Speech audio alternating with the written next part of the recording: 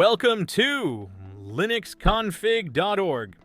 In this tutorial, we'll walk through a complete Arch Linux installation from scratch, including disk partitioning, system configuration, and setting up the GNOME desktop environment.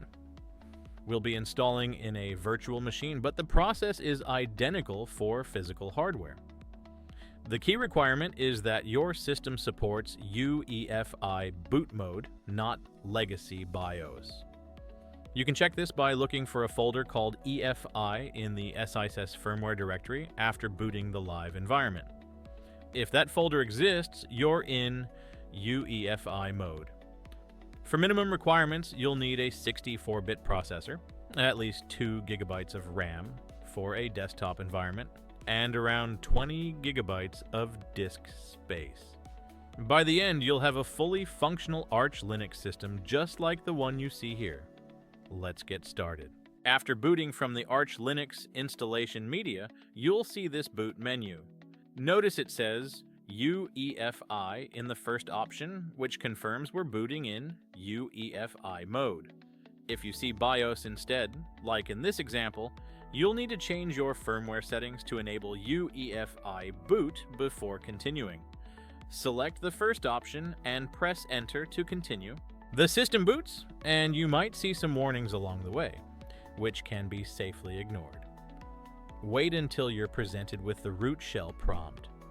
This is the Arch Linux live environment where we'll perform the entire installation. I'll be clearing the screen using Control-L throughout the installation to stay focused on the task ahead. First, let's verify our internet connection by pinging the Arch Linux website. We received responses, so our network is working. Next, we use lsblk to list available block devices. Your output may look different depending on your hardware. You might see NVMe0N1 for NVMe drives, or VDA for virtual disks. Here we can see SDA is our 32 GB target disk, where we'll install Arch Linux. Make sure you identify the correct disk to avoid accidentally overwriting existing data or another operating system. Now we'll partition the disk using cfdisk. When prompted for a label type, select GPT, which is required for UEFI systems. You'll see the main cfdisk interface showing our 32 GB of free space. With new selected, press Enter to create our first partition. This will be our EFI partition, so type 512M for the size and press Enter. Next, we need to change the partition type. Select Type from the menu and choose EFI System from the list. The partition type is now set to EFI System.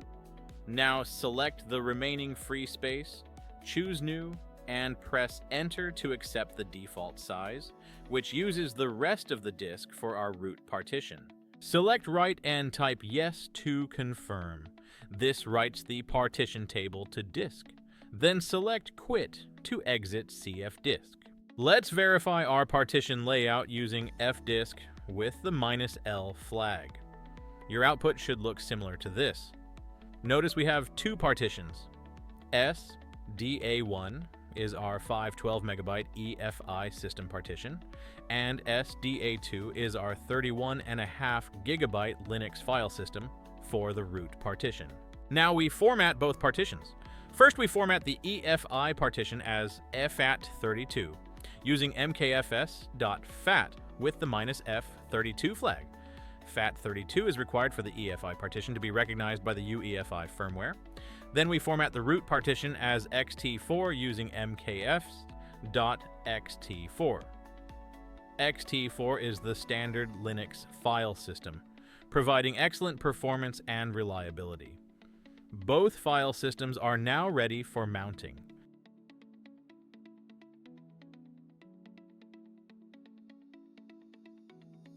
Now we mount the partitions to make them accessible for installation. First, we mount the root partition to MNT, which will be the base of our new system. Then we mount the EFI partition to MNT boot using the /mkdir flag, which creates the boot directory automatically. The boot directory holds the kernel and bootloader files that UEFI firmware needs to start the system.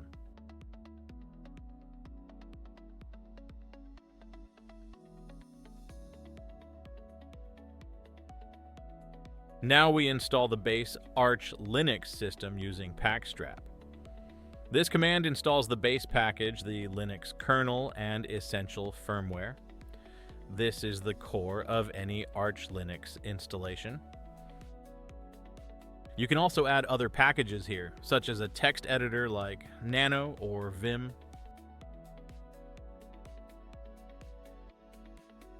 As you can see, this installs around 138 packages with a download size of approximately 650 megabytes and an installed size of about 1.1 gigabytes. When prompted, press Enter to accept the default selection and Y to proceed with the installation. I'll fast forward to the end, which typically takes a few minutes depending on your internet speed.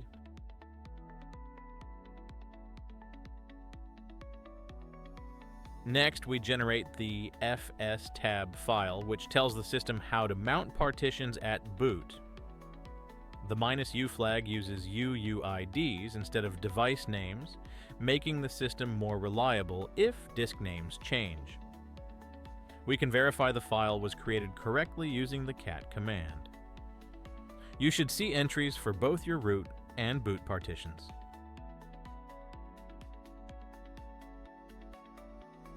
Now we enter the new system using arch-chroot. This allows us to run commands as if we've booted into the installed system. Notice the prompt changes to show we're now inside the new environment.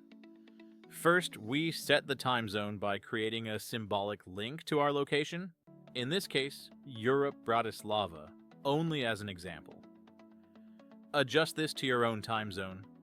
Then we sync the hardware clock, which ensures your system time stays correct after reboots.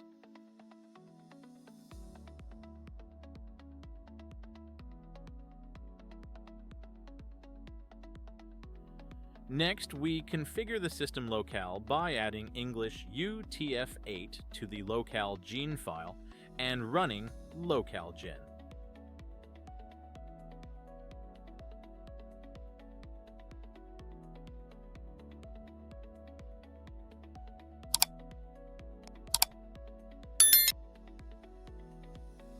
We also set the default language in locale.conf.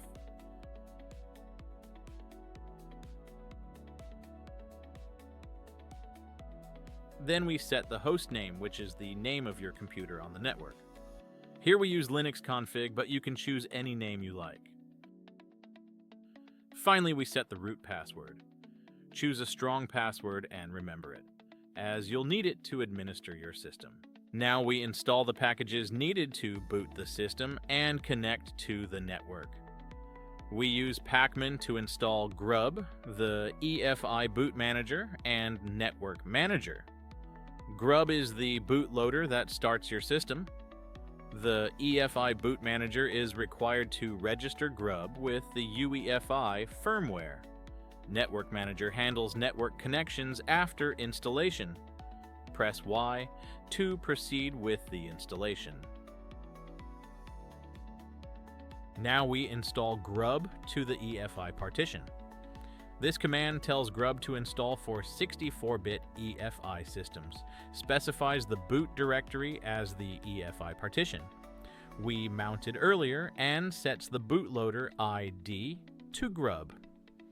The bootloader ID is the name that will appear in your UEFI boot menu. You should see the message installation finished. No error reported. If you see any warnings about EFI variables in a virtual machine, these can be safely ignored. Next, we generate the GRUB configuration file. This command scans for the Linux kernel and creates the boot menu entries. You should see it detect both the Linux image and the initial RAM disk. The warning about OS Prober can be ignored unless you're dual booting with another operating system. Finally, we enable NetworkManager to start automatically at boot. This ensures you'll have network connectivity when the system starts. Now we install the GNOME desktop environment. This command installs the complete GNOME package group with 58 packages. You'll be prompted for several selections. For the GNOME group packages, press Enter to install all of them. For the font provider, you can press Enter to accept the default or choose another option, like Roboto. For the audio system, press Enter to accept the default Jack 2 or select Pipewire Jack if you prefer. Both options work well with GNOME. Let's fast forward again. After GNOME finishes installing, we enable GDM, the GNOME Display Manager, which provides the graphical login screen. Next, we create a regular user account using UserAdd. The -m flag creates a home directory, and -g wheel adds the user to the wheel group for sudo privileges. Here we use LinuxConfig as the username, but you can choose any name. Then we set the password for the new user.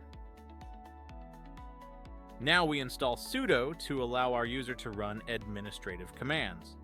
Next, we try to edit the sudoers file using vsudo, but nano is not installed by default, so we install nano first. Then we run vsudo again with nano as the editor. In the sudoers file, find the line that says %wheel, all equals all, and remove the hash symbol at the beginning to uncomment it. This allows all users in the wheel group to use sudo.